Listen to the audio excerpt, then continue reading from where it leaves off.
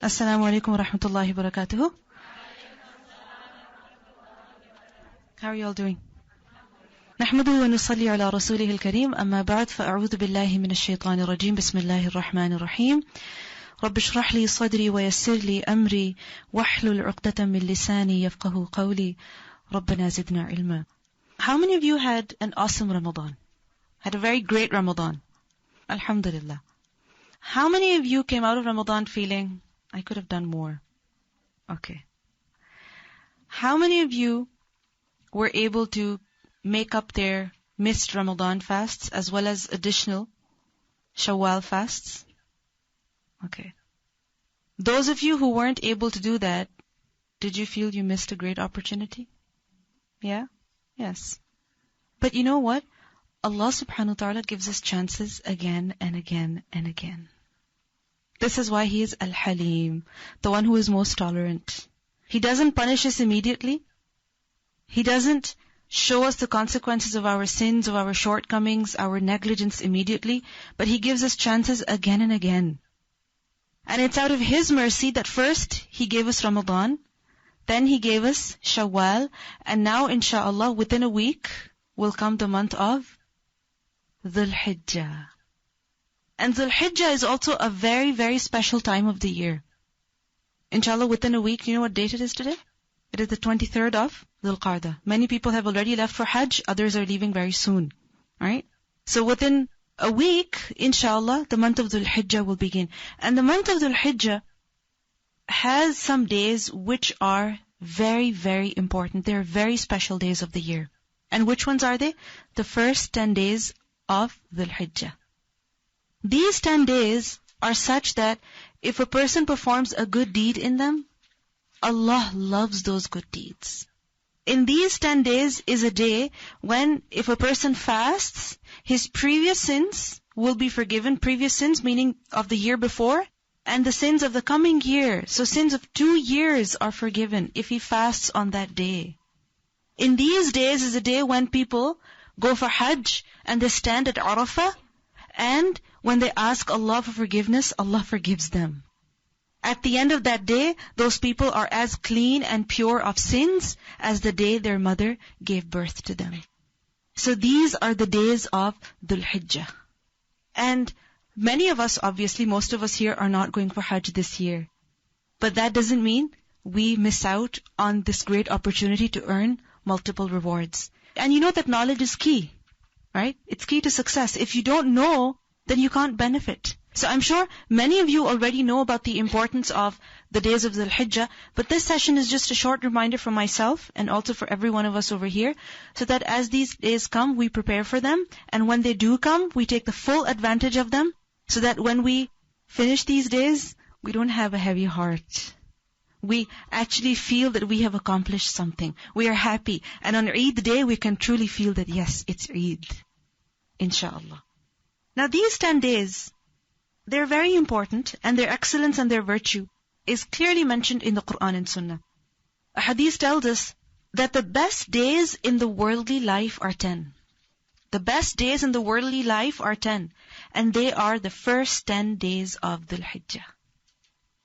In the Quran, Allah subhanahu wa ta'ala says, وَالْفَجْرِ وَلَيَالٍ عَشْرٍ, and the 10 nights. Allah swears by them. And according to many mufassirin, those 10 nights refer to the 10 nights and days of Dhul Hijjah, the first 10 nights and days of Dhul Hijjah. Now when it comes to the month of Ramadan, yes, it's very important, especially the last 10 odd nights. But when it comes to days, the first 10 days of Dhul Hijjah are also very important. Ibn Abbas radhiyallahu anhu, he said that the 10 nights which are mentioned in Surah Al-Fajr that Allah subhanahu wa ta'ala swears an oath by, they are the 10 days of Dhul Hijjah. And he says that these 10 days Allah has specified for His worship, for His remembrance, that we worship Him and we remember Him in these days. In Surah Al-Hajj, Allah says, لِيَشْهَدُوا مَنَافِعَ لَهُمْ وَيَذْكُرُوا اسْمَ اللَّهِ فِي أَيَّامٍ مَعْلُومَاتٍ, that they should remember Allah in those known days. What are those known days? The days of Dhul Hijjah. Another hadith tells us that Allah subhanahu wa ta'ala does not love any deed more than He loves a deed performed in these 10 days. If a person performs a good deed in these 10 days, it is the most beloved deed to Allah. The Sahaba, they were amazed. So they asked that, O Messenger of Allah, not even jihad in Allah's cause? If a person performs a good deed in these days, it's better than going out in the way of Allah in jihad? The Prophet ﷺ said, not even jihad in Allah's cause, no, except for the one who goes out with his wealth and his life and does not return with any. How many of us do you think are capable of doing that? We're not, right? Especially as women. But are we able to perform good deeds in the days of the Hijjah? Are we? Yes, inshallah we can. So this is a great opportunity for us to perform deeds which Allah subhanahu wa ta'ala loves, which He will reward abundantly. And whenever you have a relationship with anyone you can think of, it's always a two-way relationship. It's about how much importance you give to them and how much importance they give to you. Right? So in these days, you want to perform as many good deeds as possible so that Allah loves you. If Allah will love your deeds, then He will also love you. So this is the time to earn a very high rank in the eyes of Allah subhanahu wa ta'ala. This is the time to get close to Allah subhanahu wa ta'ala. Now, what's the reason? Why are these days so special? They're just 10 days of a month. Yes, this month is the month of Hajj. Yes, this month is of the sacred months. But what's so special? Why is it that a good deed performed in these days is so beloved to Allah? One of the reasons the scholars have given is that in this month, and in only this month, and in only these 10 days, all of the various acts of worship can be performed. Which acts of worship? Salah, zakat, fasting, and also Hajj. You can fast any other time of the year. You can give charity, you can give zakat any other time of the year. So can you pray, but can you perform Hajj any time of the year? No. You can only perform Hajj in Dhul Hijjah, in these days. So this is the reason why these days are so special. It's like everything together. Just imagine you go to a big store and as you walk in, they give you a huge coupon, 20% off. Okay, for you, because you got that coupon, and then you have another coupon from before. So all of the coupons added up, you get a huge discount on whatever you're buying. Right? So this is just like that. All of the benefits are, together. They're joined together for you to take as much advantage as possible. Then we also see that in these days is Hajj, and Hajj itself is also very important. Because of Hajj, these days are important. How important is Hajj? How important is it? It's a pillar of Islam. Okay. Any other importance, any other virtue, reward, benefit of Hajj, except that it costs a lot of money, that people are afraid of, that people don't want to spend? Any other benefits? Yes? Yes. If a person's Hajj is accepted by Allah subhanahu wa ta'ala, then this will be a means of forgiveness for all of his sins. Hajj mabrur. The reward is nothing but Jannah. Any other benefit you can think of? I'll tell you something. A hadith tells us that those people who go out in jihad and those people who go for Hajj, they are Allah's guests. Those who go for jihad and those who go for Hajj and Umrah, who are they? They are Allah's guests. Allah called them and they responded. So when they will ask Allah, Allah will give them. Whatever they will ask Him, Allah will give to them. Another hadith tells us that he who performs that Hajj destroys all past sins. It destroys all past sins. Another hadith tells us that 3 types of people are in the protection and pledge of Allah subhanahu wa ta'ala. He who goes to a masjid, he who goes for jihad, and he who goes to perform Hajj. So yes, we know about Hajj, we know about how important it is, and every Muslim should have the desire, the yearning to go for Hajj. But obviously, it's not feasible for every person to go every single year. So just because we're not there doesn't mean we cannot take advantage. No, we can take advantage. We can do many other good things, which inshallah we will discuss very soon. Another reason that scholars have given as to why these days are very important is that because in these days is Yawmul Arafah. And it was on Yawmul Arafah that the religion of Islam was completed. When the Prophet ﷺ went for Hajj on Yawmul Arafah, that is where the verse was revealed, Al-Yawma akmaltu lakum deenakum wa atmamtu alaykum ni'mati wa raditu lakum al-Islam deena. That today I have perfected your religion for you, completed my favor upon you, and have chosen for you Islam as religion. So when our religion was completed, meaning it was fully and completely revealed, everything was firmly established in the religion on Yawmul Arafah, then that means that day is very special. You know, if people get married on a particular day, then they remember that day for the rest of their lives. Every year they have an anniversary. Right? So the day when Islam was completed, of course, it's a big deal for us. In the days when that day, in the month that day came, in that Ashara when that day came, obviously that Ashara is also very, very important. Then also this is important because in these days is Yawmul Arafah. What is Yawmul Arafah, the day of Arafah? Huh? What is Yawmul Arafah? The day when the Hujjaj, they stand in Arafah. And that is the day when the religion was completed. And this is the day when the people are released from hellfire. Meaning, Allah forgives them. A hadith tells us, there is no day on which Allah frees more people from the fire than the day of Arafah. There is no day in which Allah frees more people from the fire than the day of Arafah. That is the day when people are forgiven. And which day is it? It is the 9th of Dhul Hijjah. And Allah expresses His pride before the angels because of all the people who are standing at Arafah and begging for His forgiveness. Allah shows His pride, His happiness before the angels. He boasts before them and He says, what do these people want?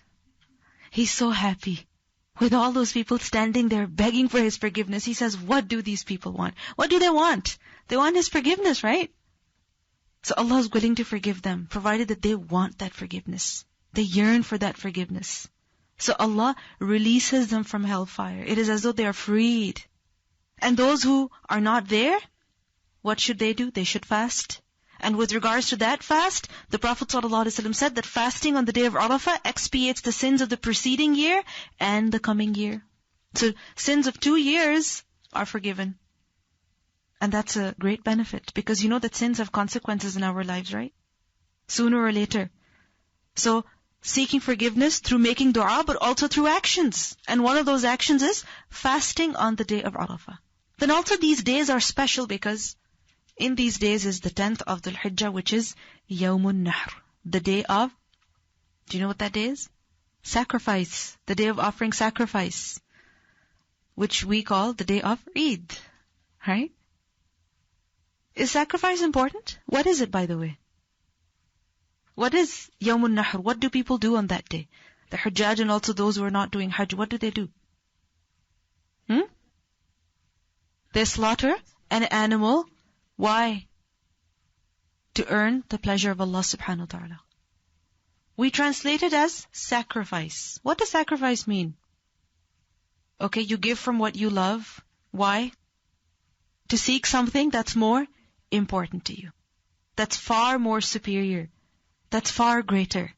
So in order to prove our love to Allah subhanahu wa ta'ala, we have to do something too, right? We have to show that, oh Allah, I'm willing to give anything for your sake. I'm willing to give up anything to please you, to satisfy you. People show their commitment to others by doing the craziest of things, right? By doing most difficult things. They show that they are committed. They show that they do give importance to the other individual. Now we as Muslims, we believe or we know, that's what we tell ourselves, that Allah is number one priority in my life. But don't we forget this? Do we forget this? Yes, we do. We forget this. We know that technically Allah subhanahu wa ta'ala should be number one priority in our lives, but there are times when we want to sleep and we don't want to pray and we don't want to read Quran and we don't want to fast and we don't want to do anything good. We just want to take it easy. Right? There are times when we prefer others over Allah. We want to talk to somebody else instead of reciting Quran or instead of making adhkar. Right? It happens. So when Yawmun Nahr comes, it reminds us that look, you are slaughtering an animal. You are shedding blood basically. You are giving a life. Right? Not human life, animal life. Why? To show that, oh Allah, I can do anything for you. And it reminds us of who? Ibrahim alayhi salam and his son Ismail alayhi salam. When Allah told Ibrahim alayhi salam he had to slaughter his son, he didn't say, but why my son? Why not something else? And why do I have to slaughter? Can I not do something else? Can I not do something different? He didn't object. Neither did his son object. Both of them willingly and readily went on to do the job. And Allah subhanahu wa ta'ala accepted their efforts. And He replaced that slaughter with another slaughter, right? Of a ram. So, it reminds us of that story of Ibrahim alayhi salam, of his example of sacrifice, of doing, of Islam, of submitting for the sake of Allah. إِذْ قَالَ لَهُ رَبُّهُ أَسْلِمْ قَالَ أَسْلَمْتُ لِرَبِّ الْعَالَمِينَ. So we have to show that. We have to prove that too. This is why Allah says, فَصَلِّ لِرَبِّكَ وَانْحَرْ. That pray to your Lord and also sacrifice for His sake. So that is the day when people offer sacrifice, and this is why these days are so special, they are so important. And with regards to sacrifice, we learn from the Quran that the blood of the animals does not reach Allah, and the flesh of the animals also does not reach Allah. What reaches Allah? The taqwa of your heart. The sincerity, the piety, the fear of Allah with which you have performed that action. So that is what matters, and that is a lesson that we take for the rest of our year as well. Because Hijjah is the last month, right? So for the next year, that is a lesson that we take. And with regards to sacrifice, offering sacrifice for the sake of Allah, this is something that's very important. This should not be neglected. Okay? Just as Hajj is something special that is to be performed in these days, sacrifice is also a ritual that is to be performed in these days. It doesn't mean that you don't sacrifice for the rest of the year, you do. But it is a special ritual for these days. Right? And a person who is capable of performing that ritual, but still he does not, it's a very serious matter. A hadith tells us that he who does not perform the ritual sacrifice, despite having the means, should not even come near the place of our Eid Salah. He should not even come close to that place. He should stay away. So, if we are able, then we must definitely make an effort to do this. And you know that when you go for groceries, the money goes like this, right? All of a sudden $100, they go nowhere. You go to Costco and where does all your money go? It disappears very quickly, right? But you don't feel bad purchasing all those things. Why? Because you know that you need them. What do you tell yourself? Yes, I've spent almost $300 in Costco today, but I need all that laundry detergent. I need all of those cleaners. I need all of that toilet paper, right? That's what you tell yourself. I need all those chocolates, right? I need all that candy. That's what we tell ourselves.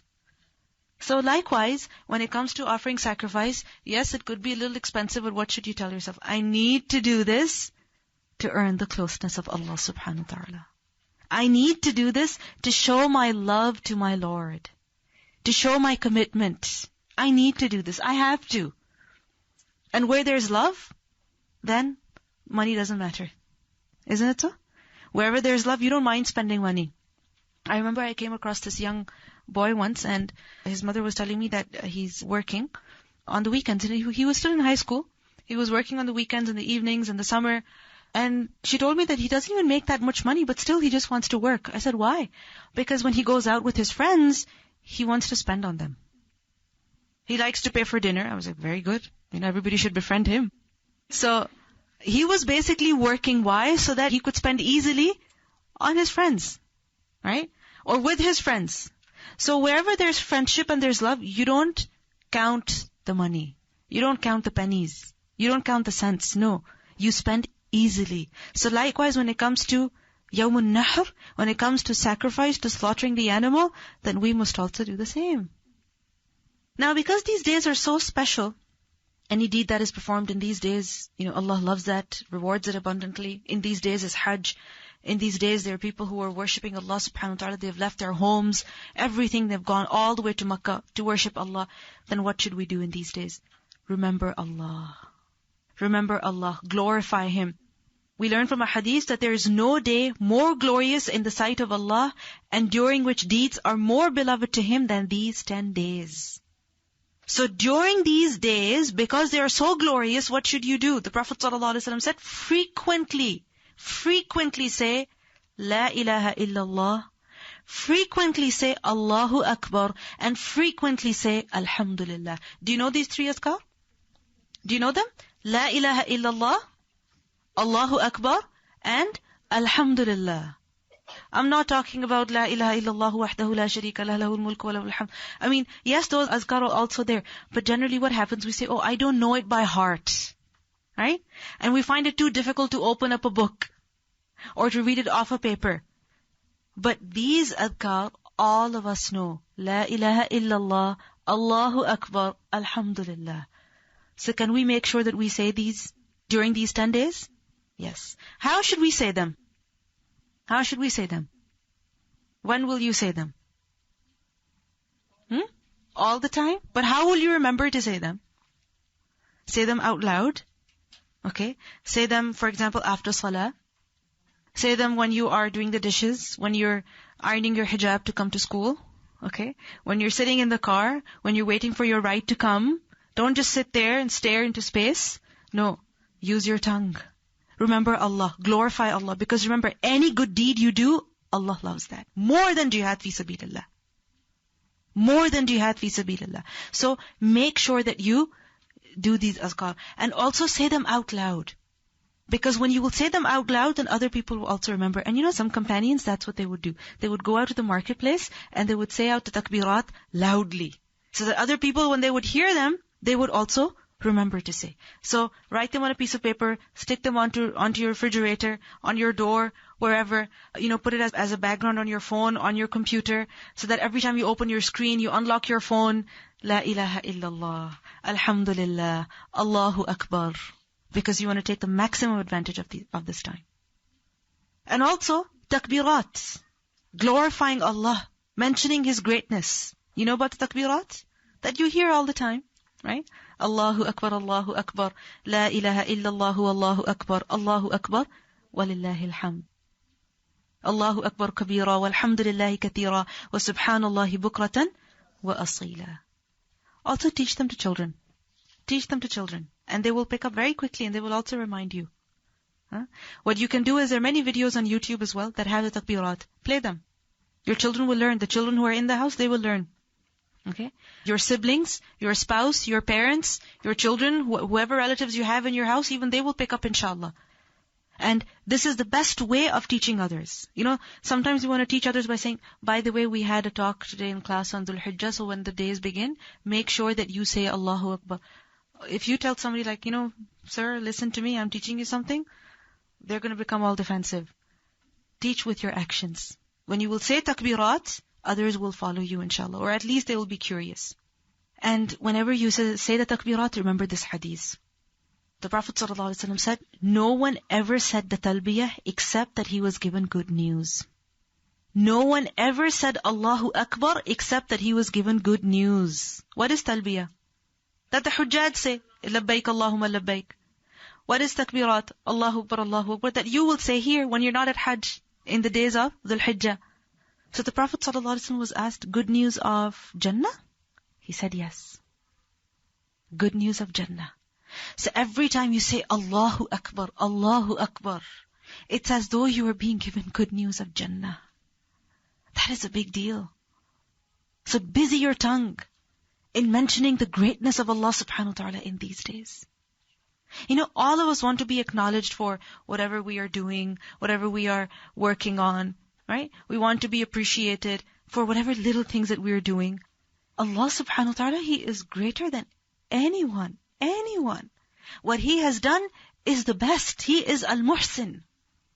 So He deserves that we declare His glory. We mention His greatness. So in these days, busy yourself in mentioning the greatness of Allah subhanahu wa ta'ala. Quickly, some of the things good deeds that we can focus on in these days, because we want to do as many good deeds as possible in these days, right? So make a list of these things. What can you do to improve your salah? Salah, fasting, your Quran, your dhikr, your dua, your sadaqah, benefiting other people. What can you do for that? So when it comes to salah, what can you do? How can you make your salah better? You're praying anyway. What extra thing can you do in the first 10 days of Dhul Hijjah to earn extra good deeds? What can you do? First of all, perform as early as possible. Then, renew your effort of bringing about khushu' in your salah. Many times when we try a few times to have khushu', to concentrate in our prayer, to pray with humility and submissiveness, we say, oh, you know what? I have failed at having khushu' in my salah, so never mind. No. Try again. Start again. Read more Quran. Read different surahs that you've memorized in the salah. Say your sunnah. Say the nafil as well. Right? For example, ishraq or duha. Right? Perform that. When it comes to fasting, make sure you fast on the 9th of the Hijjah, because what's the reward? The sins of the previous and the following year, forgiven inshaAllah. If you have any fasts to make up from the month of Ramadan or before that even, make them up now.